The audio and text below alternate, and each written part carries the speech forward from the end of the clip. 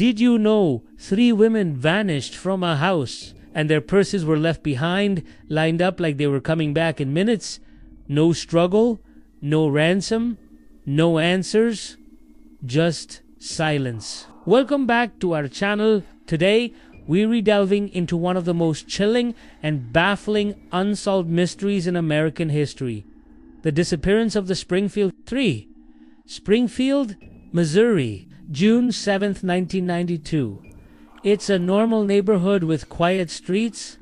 Nothing seems unusual. That night, 2 recent high school graduates, 19-year-old Suzanne Streeter and 18-year-old Stacy McCall, returned home after a night of graduation celebrations. They arrived at Suzanne's house, where her mother, 47-year-old Cheryl Levitt, was already inside. 3 women, 1 house, what should have been just another normal night. Neighbors later reported that nothing seemed out of the ordinary. There were no screams, no sounds of a struggle. The cars were parked outside just as they should be. Lights were on as if someone was home. Inside the house, everything looked lived in.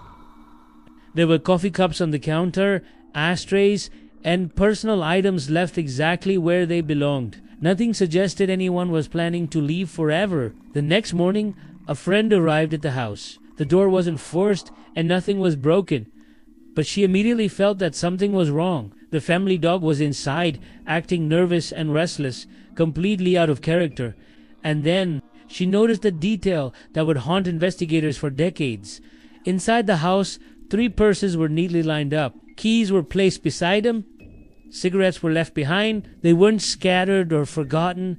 They were organized. It was as if someone had paused their lives mid-movement and carefully arranged what they would no longer need. Outside, the glass globe on the porch light was broken, but the glass wasn't shattered across the ground. It had been swept up into a neat pile. There were no footprints, no blood, and no signs of forced entry. Inside, the house just smelled of stale coffee and humid summer air. It was a house that hadn't been abandoned, but emptied. Tips flooded in immediately. There were reports of a mysterious van seen nearby and alleged sightings of the women across the country. There were even confessions, but they all led nowhere.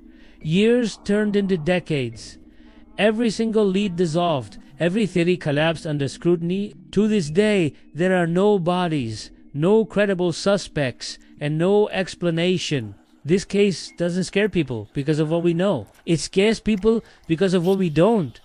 There was no witnessed violence, no chaos, no warning, just a normal house in a normal neighborhood after a normal night. And by morning, 3 people had been completely erased. The house still stands on that quiet street. It still looks ordinary. But whatever happened inside that night has never left. This case happened in the United States. Let me know in the comments where you're watching from. Thanks for watching, and if you found this story as haunting as I do, please subscribe for more deep dives into unforgettable mysteries.